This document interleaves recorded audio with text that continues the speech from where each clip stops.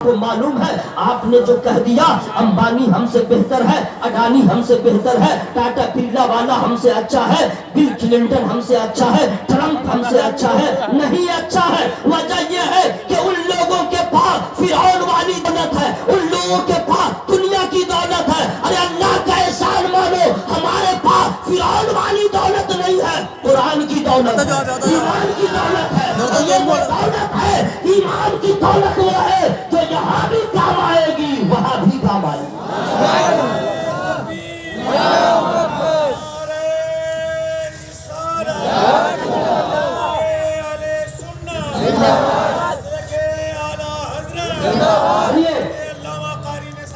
تمہارا تو ٹھیک ہے۔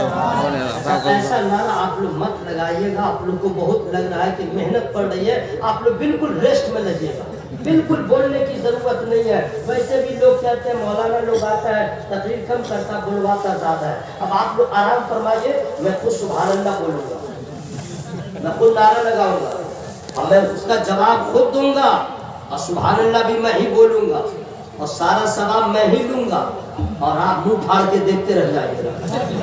ہاں یہی ہوگا۔ ابھی تو آپ کو کچھ سمجھ میں نہیں آئے گا کہ میرا کیا نقصان ہوا، بس مرنے کی دیر ہے، بس مرنے کی دیر ہے، سارا گھمنڈ ٹوٹے گا، مرنے کی دیر ہے، جبہ اترے گا، مرنے کی دیر ہے، امامہ اترے گا، مرنے کی دیر ہے، آپ کا جنس اترے گا، مرنے کی دیر ہے، آپ کا گھمنڈ ٹوٹے گا، اور اس کے بعد سمجھ میں آئے گا وَإِذَا الْقُبُورُ بُعْثِرَتْ عَلِمَتْ نَفْسٌ مَّا قَدَّمَتْ وَأَخَّرَتْ يَا أَيُّهَا الْإِنسَانُ مَا غَرَّكَ بِرَبِّكَ الْكَرِيمِ۔ یہ میں نے قرآن کی آیت پڑھ دیا ہے۔ اب اس کا معنی کیا ہے؟ اس کا معنی میں بتا دوں گا، میں معنی کر نہیں سکتا، یاد کر کے بتا سکتا ہوں، اس کا ترجمہ میں نہیں کر سکتا کیونکہ ہماری تو گنتی نہیں ہے۔ بھارت میں بڑے بڑے لوگوں نے قرآن کا ترجمہ کیا، میں پڑھے لکھے لوگوں کو چیلنج کر رہا ہوں، عداوت و بغاوت کا چشمہ ہٹا کے پڑھو تو سب کے ترجمے ایک طرف ہوں گے، میرے اعلیٰ حضرت کا ترجمہ ایک طرف ہوگا۔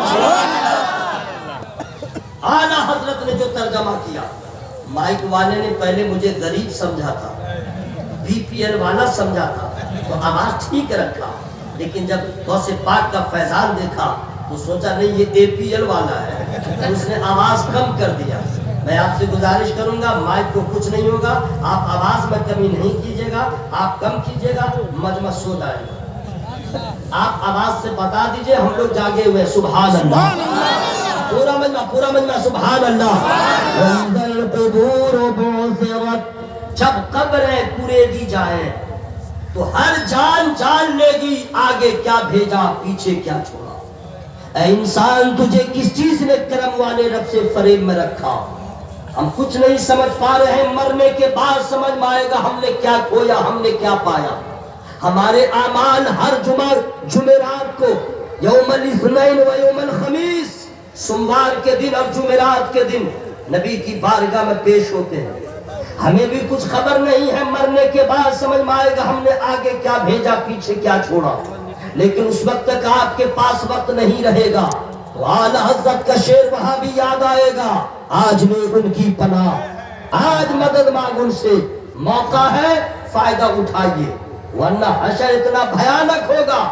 باپ کو دفنا کر کے بیٹا کب قبرستان جاتا ہے، چچا کو دفنا کر کے بھتیجا کب قبرستان جاتا ہے، بیوی کو دفنا کے شوہر کب قبرستان جاتا ہے۔ ہمیں دنیا بڑی بے وفا ہے، جب تک آپ زندہ ہیں تو رشتہ دار نظر آئیں گے، مرنے کے بعد آپ کا اپنا بھی ساتھ نہیں دے گا۔ آخر قبر میں کون کام آئے گا؟ آپ کے اعمال کام آئیں گے، آپ کے کردار و عمل کام آئیں گے۔ اگر آپ نے زندگی میں اللہ کی فرما برداری کیا، رسول اللہ کی اطاعت کیا ہے تو بے وفا لوگ ہو جائے، قبر میں سکون ہوگا، قبر میں آرام ہوگا۔ یہ مولوی کا ڈائلگ نہیں ہے. پہلے اس چیز کو سمجھ لیجئے, اللہ تبارک و تعالیٰ نے سبوں کو پیدا کیا ہے. پیدا کرنے سے پہلے کہاں تھے؟ پیدا جب کر دیا تو دنیا میں آ گئے, اس کے بعد مر جائیں گے تو ہم کہاں جائیں گے؟ ان ساری چیزوں کو سن لیجئے. ابھی ہم لوگ کا جسم پیدا نہ ہوا تھا, اللہ تعالیٰ نے قیامت تک پیدا ہونے والوں کے روح کو پہلے پیدا کیا ہے اور ساری روحوں کو اکٹھا کیا ہے. اسے عالم ارواح کہتے ہیں. روح ہے وہاں جمع ہے, ابھی ہمارا جسم تیار نہیں ہوا, روح وہی ہے. پھر اللہ تبارک و تعالیٰ نے چاہا ہم اس کو زمین پہ لائے, اس کو ہم جسمانیت کے سانچے میں ڈال دیں, اس کو ایک صورت دے دیں. تو اللہ تبارک و تعالیٰ نے ماں باپ کا رشتہ بنایا, میاں بیوی کا رشتہ بنایا, اور پھر دونوں کے ملاپ سے, دونوں کی محبتوں سے, دونوں کی رضا جوئی سے پھر اللہ تعالیٰ وہ مقام عطا فرماتا ہے کہ ماں کے پیٹ میں حمل قرار پاتا ہے. پھر تھوڑا سا پہلے گوشت کا لتڑا ہوتا ہے, پھر اس کے بعد اس گوشت کے لتڑے میں پھر ہڈی ہوتی ہے, پھر صورت بنتی ہے, پھر ہاتھ بنتا ہے, پورا جسم تیار ہو جاتا ہے. جب تک بچہ ایک جگہ رہتا ہے ماں کو پتہ نہیں چلتا, بس لگتا ہے کہ بھاری چیز ہے رکھی ہوئی ہے. جب اس کی باڈی تیار ہو جاتی ہے تب اللہ کا حکم ہوتا ہے یہ جسم جس کا ہے اس کی روح کو عالم ارواح سے لاؤ اور اس کے جسم میں ڈال دو. ماں کے جسم میں پھر صرف باڈی تھی, روح پڑ گئی, اب بچہ چلنے لگا, کبھی ادھر ہے کبھی ادھر ہے, کبھی ادھر ہے کبھی ادھر ہے. اس کی زندگی کا پتہ چلا جب تک اللہ کی مرضی ہوئی. 9 مہینے 8 مہینے 7 مہینے ماں کے پیٹ میں رہا, پیدا ہو گیا. پیدا ہونے کے بعد پھر اللہ تعالیٰ کی قدرت ہے, کسی کو تھوڑی عمر دیتا ہے, کسی کو زیادہ عمر دیتا ہے. کوئی بچپنے میں انتقال ہوتا ہے, کوئی جوانی میں انتقال ہوتا ہے, کوئی بڑھاپے میں انتقال ہوتا ہے. جب تک دنیا میں تھا تو روح اور جسم دونوں اکٹھے ہیں, لیکن جب موت کا وقت آ جاتا ہے, چاہے بچپنا میں ہو چاہے جوانی میں, اس کے بعد جب روح نکل جاتی ہے پھر یہ جسم کسی کام کا نہیں رہتا. اب یہ روح کہاں جاتی ہے؟ عالم ارواح میں نہیں جاتی ہے, عالم برزخ میں جاتی ہے, عالم برزخ میں. اور یہ جسم آپ کا کہاں گیا؟ قبرستان میں چلا گیا. آپ کا جسم کہاں گیا؟ قبروں کے اندر چلا گیا. حضرات اب آپ قبر کے اندر ہے, لیکن یاد رکھیے گا کب تک قبر میں آپ رہیں گے اس کا اندازہ کسی کو نہیں ہے. کب تک قبر میں رہیں گے ہم میں سے کسی کو نہیں معلوم ہے, یہ اللہ تعالیٰ کو معلوم ہے. ہم مریں گے, میرے بچے انتقال ہوں گے, ان کے بچے, قیامت تک لوگ پیدا ہوتے رہیں گے, انتقال ہوتے رہیں گے. تب آپ کہیں گے کیا یہ سلسلہ ہمیشہ چلے گا؟ نہیں. کل من علیہا فان ویبقى وجہ ربک ذو الجلال والاکرام. اللہ تبارک و تعالیٰ فرماتا ہے ایک دن ایسا آئے گا پوری کائنات ختم ہو جائے گی, باقی رہنے والی ذات صرف اللہ کی ہے. پوری کائنات ختم ہو جائے گی, بہار روئی کی طرح اڑتا رہے گا, زمین ختم ہو جائے گی, آسمان ختم ہو جائے گا, یہ چاند سورج کچھ نہیں رہے گا, نہ جنات رہے گا نہ انسان رہے گا, کچھ بھی نہیں رہے گا, سب کچھ ختم ہو جائے گا, صرف میرے اللہ کی ذات ہوگی. پھر اللہ تعالیٰ کی مرضی ہوگی. اللہ تبارک, سنیے, میں ہی نہیں پوری دنیا میں کوئی انسان نہیں رہے گا, نہ زمین رہے گی نہ آسمان رہے گا, سب کچھ ختم ہوگا, صرف میرا اللہ ہوگا. پھر اللہ کی مرضی ہوگی, اور نہ کوئی فرشتہ ہوگا, یاد رکھیے گا کوئی نہیں ہوگا, اللہ کی مرضی ہوگی. پھر اللہ تعالیٰ حضرت اسرافیل علیہ السلام کو زندگی عطا فرمائے گا, پھر حکم دے گا تم سور پھونکو. اب وہ سور پھونکیں گے, ایک آواز نکلے گی اور پوری دنیا میں وہ آواز پھیل جائے گی. جسے جلا دیا گیا تھا وہ بھی سنے گا, جسے پانی کے اندر غرق کر دیا گیا تھا وہ بھی سنے گا, جس کو دفن کر دیا گیا تھا وہ بھی سنے گا. چوپڑا والے سنیں گے, چھگلا والے سنیں گے, باجی پڑا والے سنیں گے, امریکہ والے سنیں گے, پوری دنیا کے لوگ سنیں گے. اب سنیں گے تو کیا ہوگا؟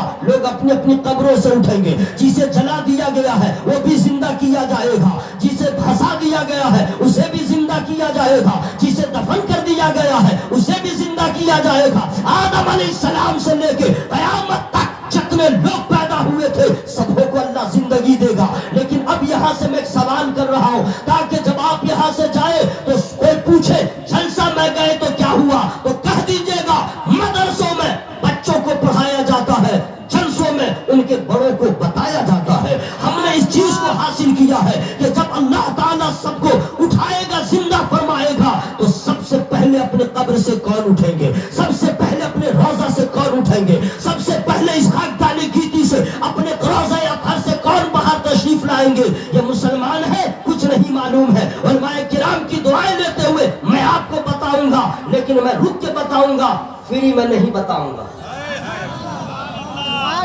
इतने ही आदमी सोचे हैं आप लोग। मैं इसलिए रुक रुक के आपसे कांटेक्ट कर रहा हूं कि अगर मैं तसलसल में बोलता रहूं कितने लोग सो ही जाएंगे। मैं सोने नहीं दूंगा, मैं फ्री में नहीं बताऊंगा।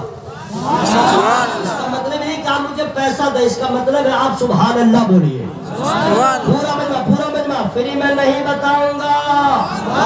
सबसे पहले अपने कब्र से कौन बाहर आएंगे तो सुनिए, वो कोई और नहीं है जो अपने रोजे से सबसे पहले बाहर तशरीफ लाएंगे। वही है जिनके बारे में आला हजरत ने फरमाया, सबसे औला वो आला हमारा नबी, सबसे बाला वो आला हमारा नबी। हमारे नबी सबसे पहले अपने रोजे से बाहर तशरीफ लाएंगे।